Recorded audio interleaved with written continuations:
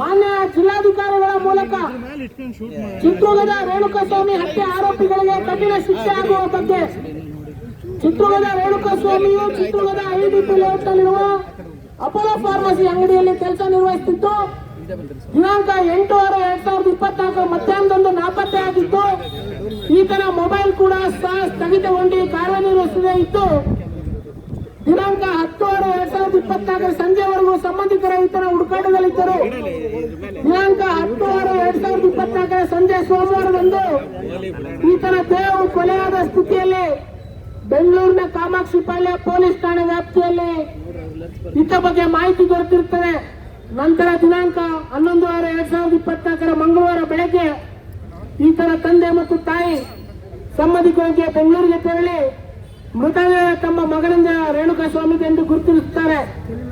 ಈತನ ದೇಹದ ಮೇಲೆ ತೀವ್ರ ಸ್ವರೂಪದ ಮಾರಣಾಂತಿಕ ಗಾಯಗಳು ಸಹ ಆಗಿದ್ದು ಈತನ ಕೊಲೆಯಾಗಿರುತ್ತದೆ. ಈತನ ಸಾವಿನ ಬಗ್ಗೆ ಈಗಾಗಲೇ ಸಂಬಂಧಪಟ್ಟಂತ ಪೊಲೀಸ್ ಅಧಿಕಾರಿಗಳು ತಕ್ಷಣ ಜಾಗೃತರಾಗಿ ಈ ಕೊಲೆಗೆ ಕಾರಣದ ಆರೋಪಿಗಳನ್ನು ಪತ್ತೆ ಹಚ್ಚಿ ದಸ್ತಗಿರಿ ಮಾಡಿ ಕಾನೂನು ತನಿಖೆಯನ್ನು ಸಹ ಕೈಗೊಂಡಿರುತ್ತಾರೆ. ಆದರೆ ಈ ಆರೋಪಿಗಳು ಸಮಾಜದಲ್ಲಿ ಶ್ರೀಮಂತ ವ್ಯಕ್ತಿಯಾಗಿದ್ದು ರಾಜಕೀಯವಾಗಿ ಬಲಿಷ್ಠವಾಗಿದ್ದು ಪೊಲೀಸ್ನವರ ತನಿಖೆಗೆ ಅಡ್ಡಿಪಡಿಸಿ ದಿಕ್ಕು ತಪ್ಪಿಸುವಂತ ರಾಜಕೀಯ ಪ್ರಭಾವದಿಂದ ತನಿಖೆಯನ್ನು ದಾರಿ ತಪ್ಪಿಸುವಂತ ಹುನ್ನಾರಗಳು ನಡೆಯುತ್ತಿವೆ ಎಂದು ವಾತಾವರಣ ಸೃಷ್ಟಿಯಾಗಿರುತ್ತದೆ. ಸದರಿ ರೇಣುಕಾಸ್ವಾಮಿ ತನ್ನ ತಂದೆ ತಾಯಿಯವರಿಗೆ ಒಬ್ಬನೇ ದುಡಿಯುವ ಮಗನಾಗಿದ್ದು ಈತನಿಗೆ 1 ವರ್ಷ ಹಿಂದೆ ವಿವಾಹ ಆಗಿದ್ದು ಈತನ ಪತ್ನಿ ಗರ್ಭಿಣಿಯಾಗಿರುತ್ತಾರೆ. ಇವರಿಗೆ ಈತನ ಸಾವಿನಿಂದ ಬಹಳ ತೊಂದರೆ ಹಾಗೂ ತುಂಬಲಾರದ ನಷ್ಟ ಆಗಿ ತೀವ್ರತರವಾದ ನೋವುಂಟಾಗಿರುತ್ತದೆ.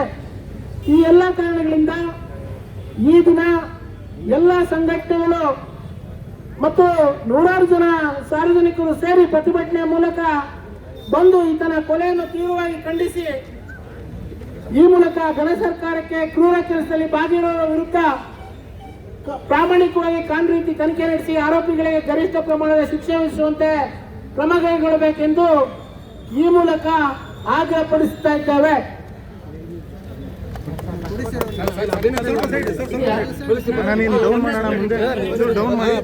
ರಾಜ್ಯ ಪೊಲೀಸ್ ಇಲಾಖೆ ತೀವ್ರತರವಾಗಿ ಕೈಗೊಂಡಿದ್ದು ಸದರಿ ಪ್ರಕರಣ ಬೇಕಿಸಿರುವುದರಿಂದ ಪೊಲೀಸ್ ಇಲಾಖೆಗೆ ಅಭಿನಂದನೆಗಳು ಸಲ್ಲಿಸುತ್ತಿದ್ದೇವೆ ಹಾಗೂ ಯಾವುದೇ ಒತ್ತಡಕ್ಕೆ ಒಳಗಾದ ಮುಂದಿನ ಕ್ರಮಗಳನ್ನು ಕೈಗೊಳ್ಳಬೇಕೆಂದು ಆಗ್ರಹಿಸುತ್ತೇವೆ. ಸದರಿ ಪ್ರಕರಣಕ್ಕೆ ಸಂಬಂಧಿಸಿದ ಆರೋಪಿಗಳಿಗೆ ಜಾಮೀನು ಸಿಗದಂತೆ ಸೆಷನ್ ನ್ಯಾಯಾಲಯ ವಿಶೇಷ ಅಭಿನಯಿಸಬೇಕೆಂದು ಈ ಮೂಲಕ ಆಗ್ರಹಿಸುತ್ತೇವೆ. ಈ ಅವಾಮನೀಯ ಕೊಲೆಯನ್ನು ತೀವ್ರವಾಗಿ ಖಂಡಿಸುತ್ತೇವೆ. ಇಂತಿ ಪ್ರತಿಭಟನೆಯಲ್ಲಿ ಭಾಗಿಯಾದಂತವರೆಲ್ಲ ನೊಂದ ಮನಸ್ಸುಗಳು.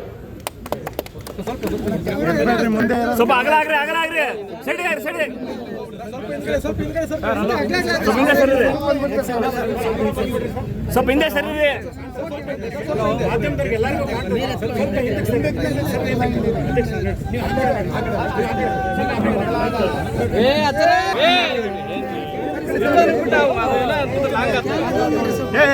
ಇಳಿಸೋಣ ಅಲ್ಲಿ ಆಟ ಬಂದಿನ್ರಿ ಯಾರು ಕಾಣಂಗಿಲ್ಲ ಅಲ್ಲಿಂದ ಆಮೇಲೆ ನಮ್ ಕೊಡ್ರಿ